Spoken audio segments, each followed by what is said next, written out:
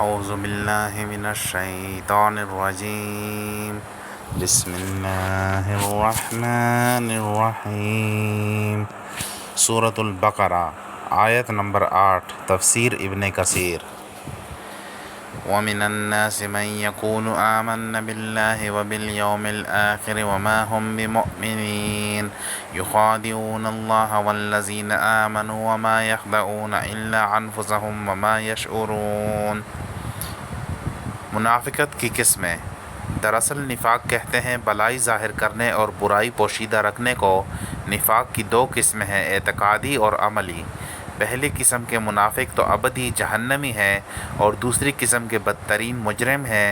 اس کا بیان تفصیل کے ساتھ انشاءاللہ کسی مناسب جگہ ہوگا۔ امام ابن جریج رحمہ اللہ فرماتے ہیں، منافق کا قول اس کے فعل کے خلاف، اس کا باطن ظاہر کے خلاف، اس کا آنا جانے کے خلاف اور اس کی موجودگی عدم موجودگی کے خلاف ہوا کرتی ہے۔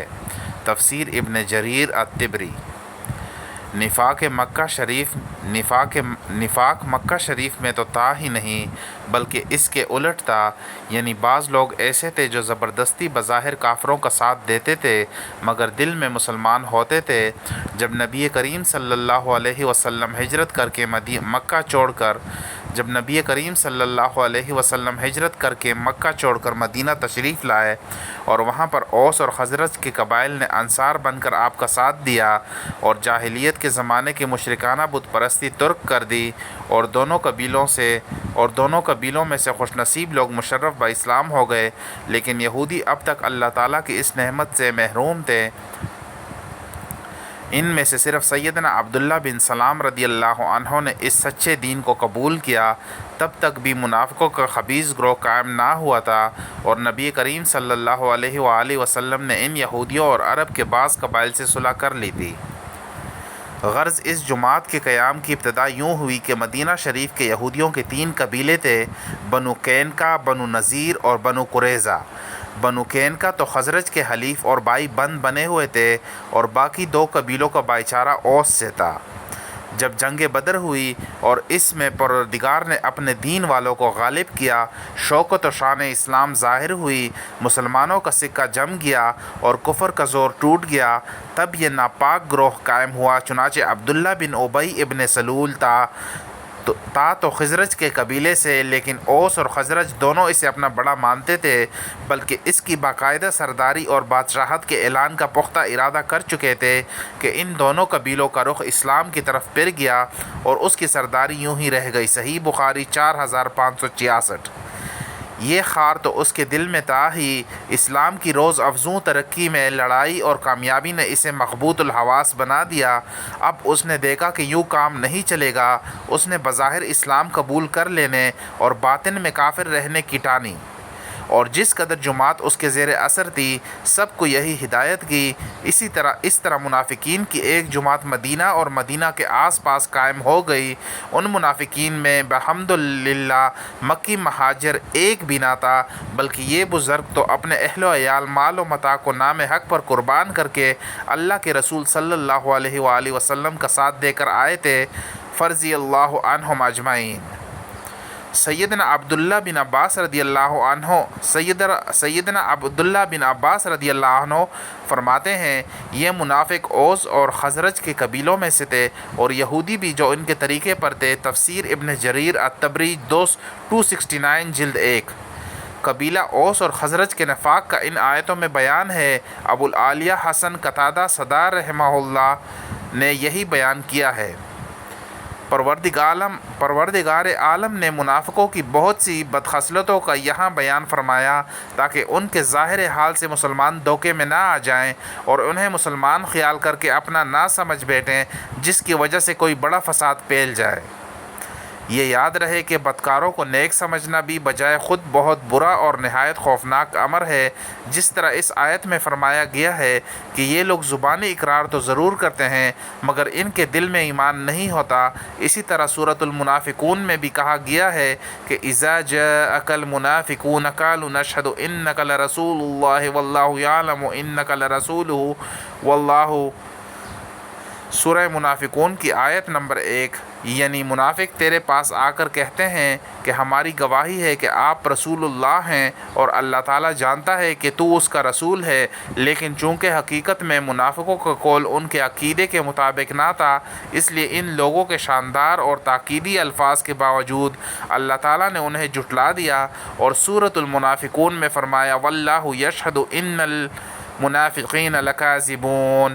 سورہ منافقون آیت نمبر 1، یعنی اللہ تعالیٰ گواہی دیتا ہے کہ بالیقین منافق جھوٹے ہیں، اور یہاں بھی فرمایا وما ہم بمؤمنین۔ سورہ بقرہ آیت نمبر 8، یعنی دراصل وہ ایماندار نہیں، وہ اپنے ایمان کو ظاہر کر کے اور اپنے کفر کو چھپا کر اپنی جہالت سے اللہ تعالیٰ کو دھوکہ دیتے ہیں اور اسے نفع دینے والی اور اللہ کے ہاں چل جانے والی کاریگری خیال کرتے ہیں، جیسے کہ بعض مومنوں پر ان کا یہ مکر چل جاتا ہے۔ قرآن میں اور جگہ ہے یوم یبعثہم اللہ جمیعا فیحلفون لہ کما یحلفون لکم ویحسبون انہم علی شیء الا انہم ھم الکاذبون۔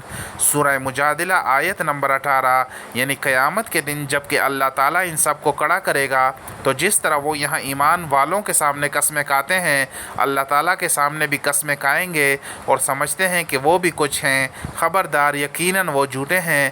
یہاں بھی ان کے اس غلط عقیدے کی وضاحت میں فرمایا کہ دراصل وہ اپنے اس کام کی برائی کو جانتے ہی نہیں، یہ دھوکہ خود اپنی جانوں کو دے رہے ہیں، جیسا کہ اور جگہ ارشاد ہوا ان المنافقین یخادعون اللہ وہو خادعہم۔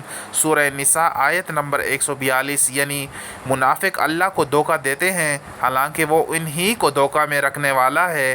بعض قاریوں نے یخادعون پڑھا ہے اور بعض یخادعون، مگر دونوں قراتوں کے معنی کا مطلب ایک ہی ہوتا ہے۔ ابن جریر رحمہ اللہ نے کہا کہ اللہ تعالیٰ کو اور ایمان والوں کو منافق دھوکہ کیسے دیں گے؟ وہ جو اپنے دل کے خلاف اظہار کرتے ہیں وہ تو صرف بچاؤ کے لیے ہوتا ہے۔ تو جواباً کہا جائے گا کہ اس طرح کی بات کرنے والے کو بھی جو کسی خطرے سے بچنا چاہتا ہے عربی زبان میں مخادع کہا جاتا ہے، چونکہ منافق بھی قتل، قید اور دنیاوی عذابوں سے محفوظ رہنے کے لیے اور دنیاوی عذابوں سے محفوظ رہنے کے لیے یہ چال چلتے تھے اور اپنے باطن کے خلاف ظہار کرتے تھے، اس لیے انہیں دھوکہ باز کہا گیا۔ ان کا یہ فعل چاہے کسی کو دنیا میں دھوکہ دے بھی دے، لیکن در حقیقت وہ خود اپنے آپ کو دھوکہ دے رہے ہیں، کیونکہ وہ اسی میں اپنی بھلائی اور کامیابی جانتے ہیں، اور دراصل یہ سب ان کے لیے انتہائی برا عذاب اور غضب الہی ہوگا جس کے سہنے کی ان میں طاقت نہیں ہوگی۔ پس یہ دھوکہ حقیقتاً ان پر خود وبال ہوگا، اور وہ جس کام کے انجام کو اچھا جانتے ہیں وہ ان کے حق میں برا اور بہت برا ہوگا۔ ان کے کفر، شک اور تکذیب کی وجہ سے ان کا رب ان سے ناراض ہوگا، لیکن افسوس انہیں اس کا شعور ہی نہیں، اور یہ اپنے اندھے پن میں ہی مست ہیں۔ ابن جریج رحمہ اللہ اس کی تفسیر میں فرماتے ہیں کہ لا الہ الا اللہ کا اظہار کر کے وہ اپنی جان اور مال کا بچاؤ کرنا چاہتے ہیں، یہ کلمہ ان کے دلوں میں جاگزین نہیں ہوتا۔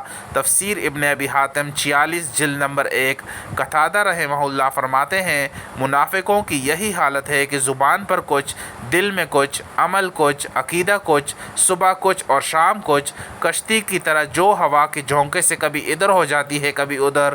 تفسیر ابن ابی حاتم 47 جلد 1۔ جزاک اللہ گائز۔ یہ آیت نمبر 8 اور آیت نمبر 2 اور آیت نمبر 9 سورۃ البقرہ کی تفسیر ہے، پلیز اس سے استفادہ حاصل کریں۔